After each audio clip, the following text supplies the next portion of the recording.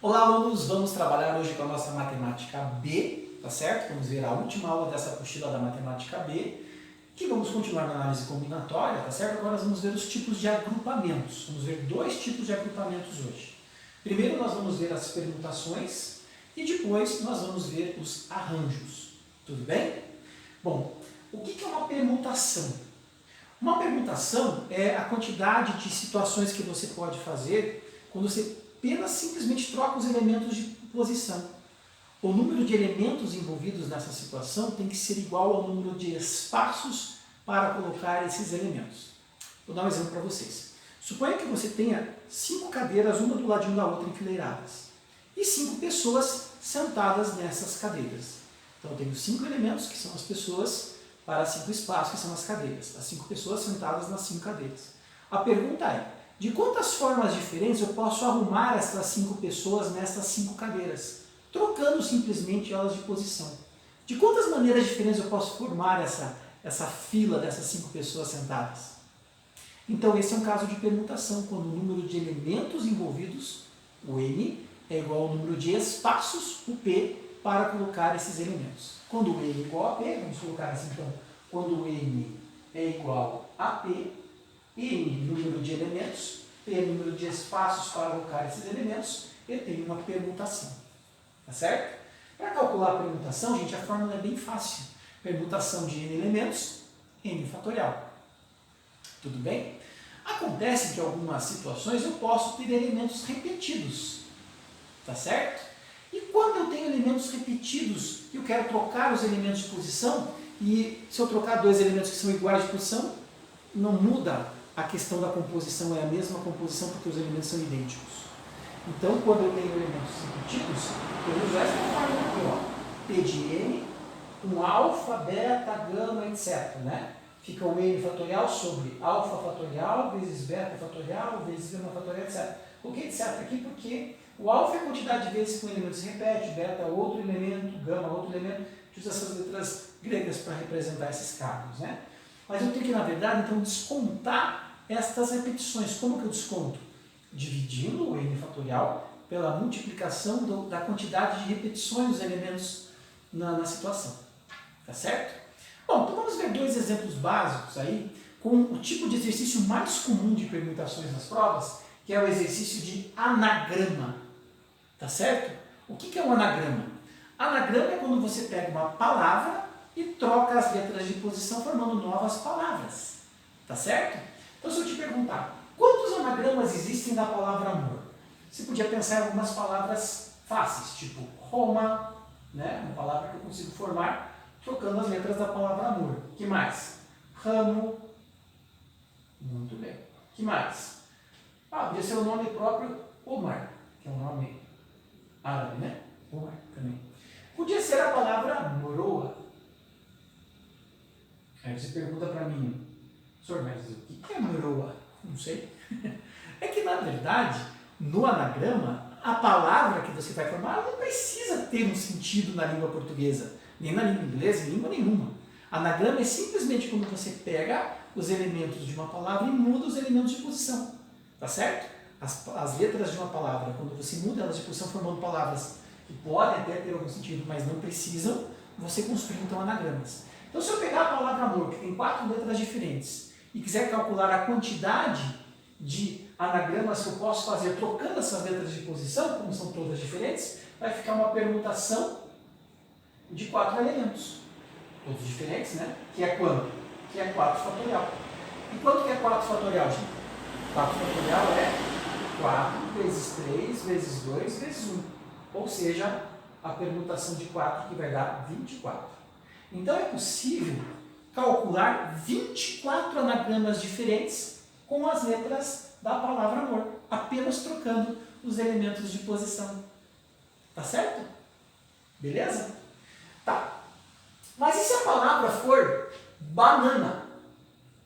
Putz, mas aqui tem letras repetidas, né, professor? Tem 3 letras A e 2 letras N.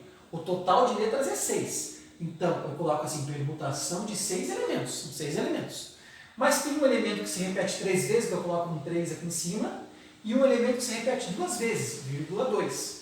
tem um elemento se repetindo 3 vezes e um elemento se repetindo 2 vezes. Não é um elemento se repetindo 5 vezes. Um elemento se repete 3 e o outro 2. Eu vou separando com vírgula. Se tivesse mais elementos repetidos, ia separando por vírgula. E aí o cálculo aqui fica assim, ó. 6 fatorial sobre 3 fatorial vezes 2 fatorial.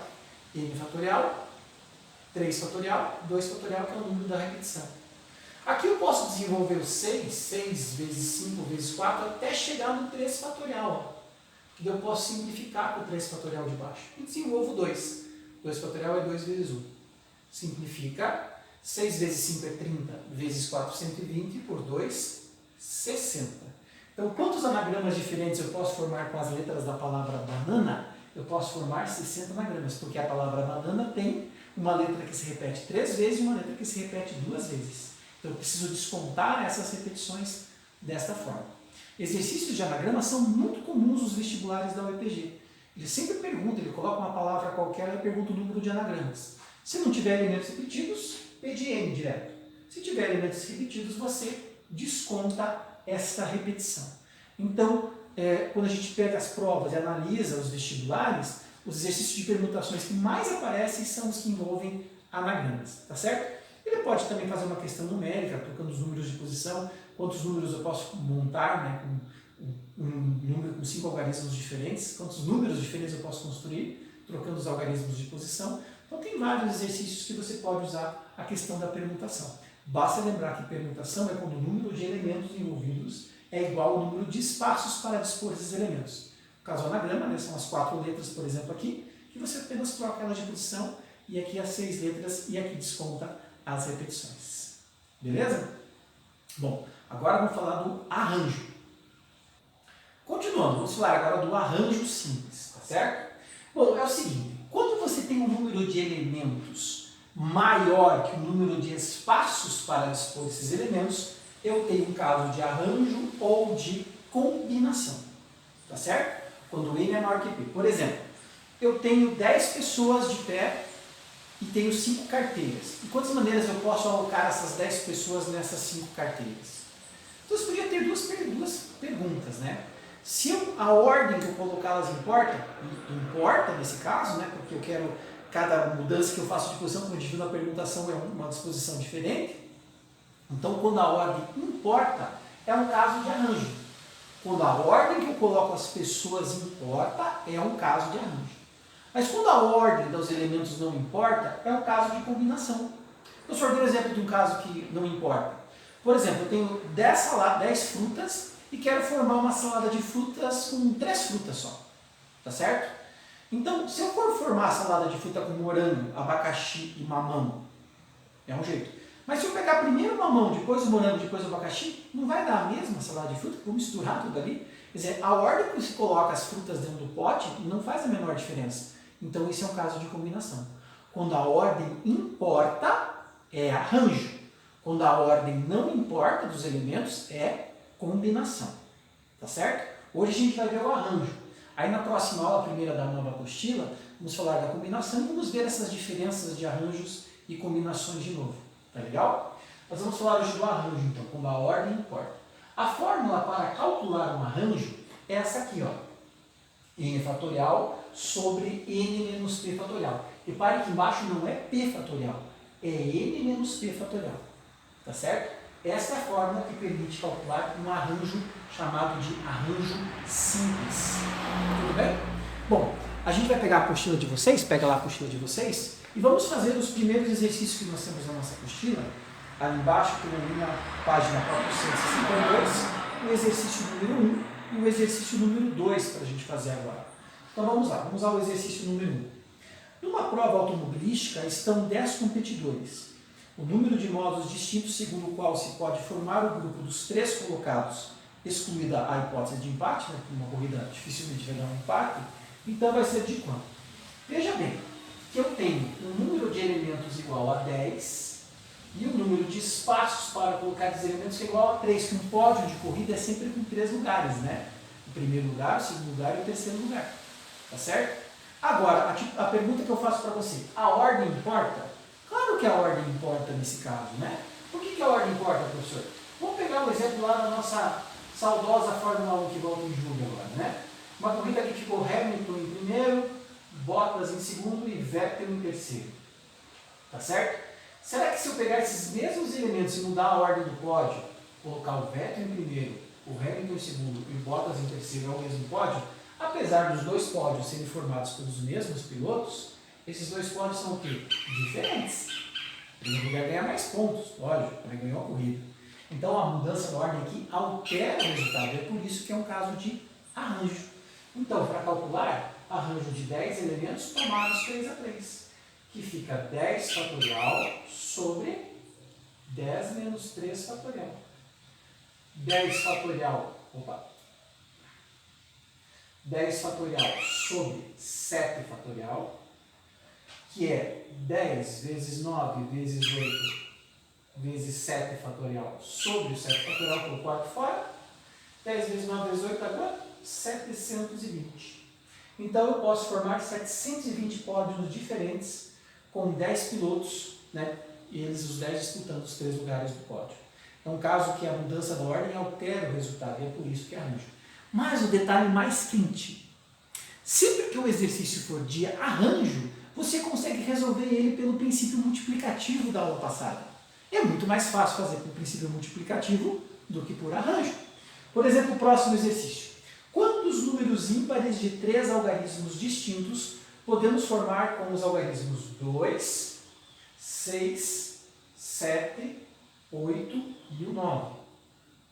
Eu posso calcular por arranjo, mas é que é muito mais fácil fazer pelo princípio multiplicativo. Se o número tem 3 algarismos, então eu coloco os 3 espaços. E é um número ímpar. Quando que o número é ímpar? Quando ele termina com algarismo ímpar. E quantos algarismos ímpares disponíveis eu tenho? 2. Então, para a última casa, que eu tenho que colocar, que é o meu detalhe do exercício, eu só posso usar 2 elementos, o 7 ou o 9, porque ele tem que ser um número ímpar. Então, um dos elementos ficou aqui na primeira casa. Eu não posso repetir os algarismos. Então, quantos sobraram para eu colocar na primeira casa? 3? Não, 4. O ímpar que sobrou também pode entrar aqui. Então, se ficou um ímpar aqui, sobrou um ímpar mais os 3 pares. Eu tenho 4 elementos disponíveis para a primeira casa. E para a segunda casa, então, já que eu não posso repetir, já usei 2, aqui eu teria 3 disponíveis. 4 vezes 3, 12 vezes 2, 24. É muito mais fácil fazer pelo princípio multiplicativo do que por arranjo. Alguns exercícios, né? Alguns é mais fácil pensar pelo arranjo mesmo, pela fórmula do arranjo. Mas nesse caso é mais fácil pensar pelo princípio multiplicativo. Esse aqui eu também poderia fazer pelo princípio multiplicativo, ó. Ficaria 10 vezes 9 vezes 8 direto, que daria direto 720. Tá certo? Então, os exercícios de arranjo podem ser resolvidos sim pelo princípio multiplicativo. Então, esse exercício número 2 aqui, da página 462, né, é possível de fazer pelo princípio multiplicativo, como você viu, fica até mais fácil. Tá certo? Bom, vamos para a página 463, vamos lá? Esse é mais trabalhoso, ó, o exercício número 3. 6 homens e 2 mulheres pretendem utilizar um banco de 5 lugares. De quantas maneiras diferentes podem sentar-se, nunca as mulheres ficando de pé? Então, primeira situação. As mulheres vão ocupar 2 lugares. Não importa quais sejam, elas vão ocupar 2 lugares.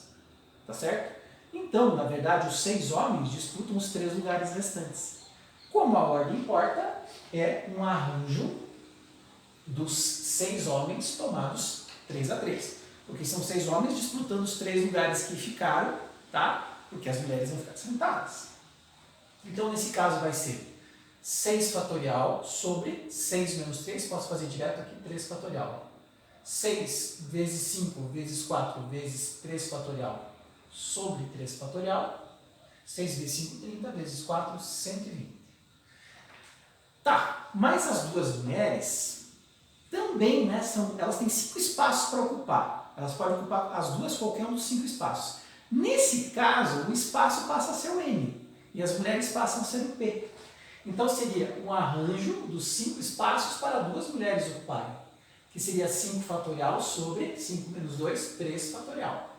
5 vezes 4 vezes 3 fatorial sobre 3 fatorial, que dá quanto? 20.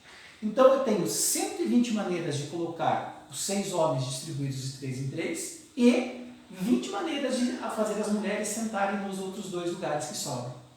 Então, para calcular o total, já que é uma coisa que acontece simultaneamente, escolher 6 dos 3 homens e as 2 mulheres escolherem 5 vagas, como é uma coisa simultânea, você multiplica os resultados.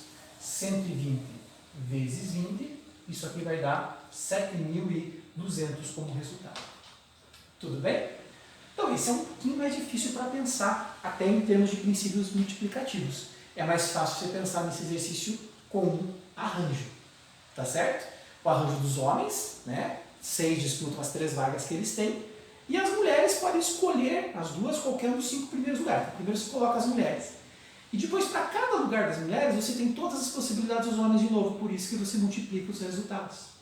Tá certo? É o princípio multiplicativo aliado ao arranjo nesse caso, né?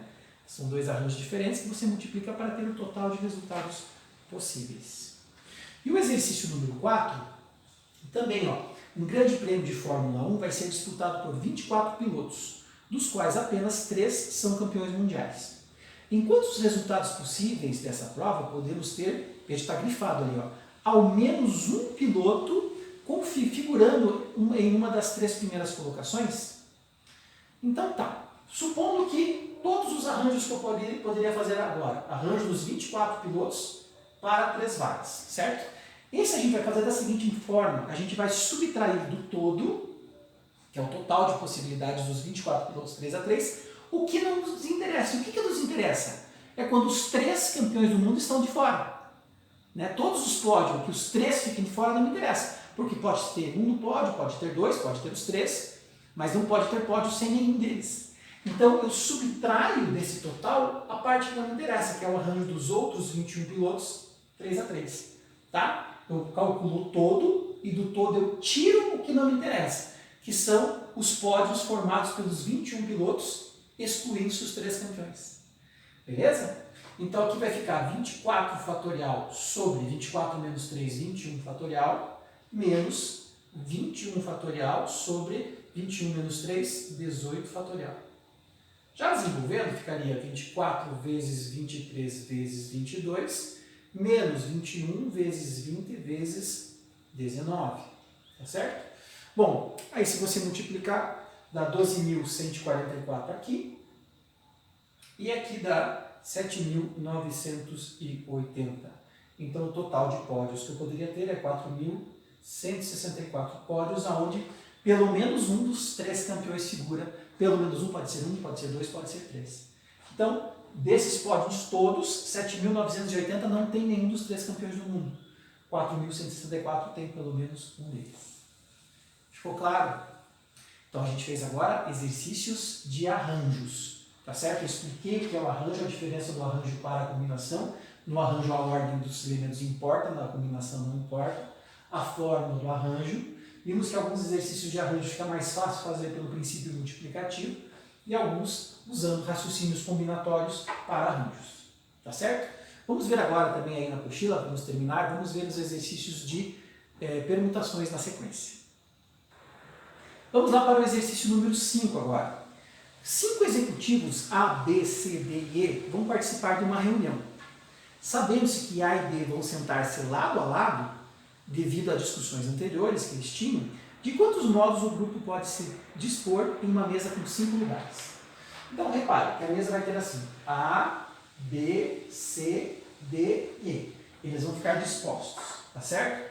Agora, eu considero o A e o B como sendo um único elemento para a contagem. 1, 2, 3, 4 elementos trocando de posição. Por quê? O A e o B vão sempre juntos porque eles vão ficar juntos, independente de qualquer disposição que você tenha, o A está colado com o B. Então eles acabam formando um único elemento. Seria aqui uma permutação de 4 elementos, que é 4 fatorial, que dá quanto? Você já viu hoje? 24. Tá certo? Agora, ele não falou que precisa ser na ordem o A primeiro e o B depois. Poderia ser o B primeiro e o A depois. Então seria todo esse mesmo cálculo, colocando o B em primeiro lugar e o A em segundo lugar. Então aqui ficaria quanto? 24 vezes 2, que dá igual a 48. Tá certo? Porque eu não especifiquei que o A tem que ficar em primeiro e o B em segundo lugar. Podia ser B e A.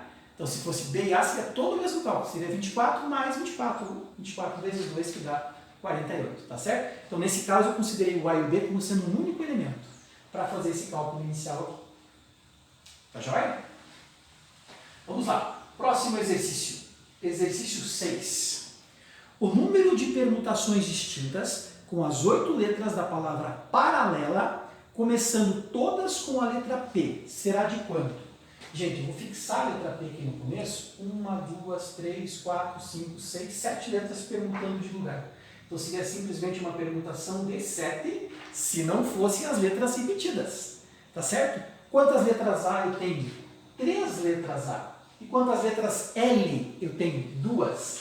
Então eu tenho que descontar do meu total essas repetições aqui, 3 As e 2 Ls. Então ficaria 7 fatorial sobre 3 fatorial vezes 2 fatorial. 7 vezes 6 vezes 5 vezes 4 vezes 3 fatorial sobre 3 fatorial vezes 2 vezes 1. E você pode simplificar. 7 vezes 6 vezes 5 vezes 4 dividido por 2 vezes 1, que é 2 mesmo, vai dar um total de 420. Então eu posso formar 420 anagramas diferentes com as letras da palavra paralela, certo? Fixando o P no começo, eu não mexo no P, só vou trocar as outras letras de posição. E nessas outras letras tem 3 repetidas, 3 letras A e 2 letras L. Então eu tenho que descontar essas repetições aqui embaixo. Tudo bem? Então o exercício de anagrama fala, o anagrama é sinônimo de permutação no teu vestibular. Tranquilo? E vamos ao exercício número 7, que fala o seguinte, ó. Considere todos os números obtidos do número 12.345, trocando eles de posição, tá certo?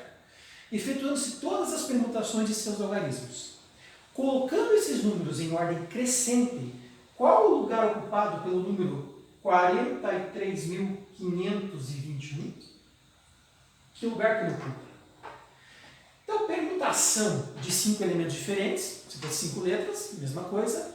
Permutação de 5 fatorial, que daria 120. Eu consigo fazer 120 números diferentes apenas trocando esses 5 números de posição. Agora, se eu colocar em ordem crescente, qual é a posição que vai estar no número 43.521? Se pensa, nossa, mas tem que fazer um monte de conta aí, ou fazer um de um em um, não. Seja esperto. Se eu estou colocando em ordem crescente, primeiro vão vir os números que começam com 1. Então, uma permutação dos 4 que vem depois, que dá quanto? 24. Em ordem crescente, depois vem os números que começam com 2. Também a permutação dos outros 4, que dá 24. Depois vem os números que começam com 3. Permutação de 4, que também dá 24. Estou colocando em ordem crescente. Já foram aqui 72 posições, ó, que eu já descartei. Então, você começa com 1, 2, com 3. Bom, se eu estou colocando em ordem crescente, pela ordem, os próximos seriam os que começariam com 4 e 1. Né? Então seria uma permutação apenas dos 3 finais aqui. Permutação de 3, 3 fatorial, 3 vezes 2 vezes 1, que dá 6. Depois os que tem 4 e 2, também permutação de 3, 3 fatorial é 6. Depois com 4 e 3, opa, cheguei onde eu queria. Né? Na sequência 4 e 3. Mas em ordem crescente, primeiro seria o 4, 3, 1.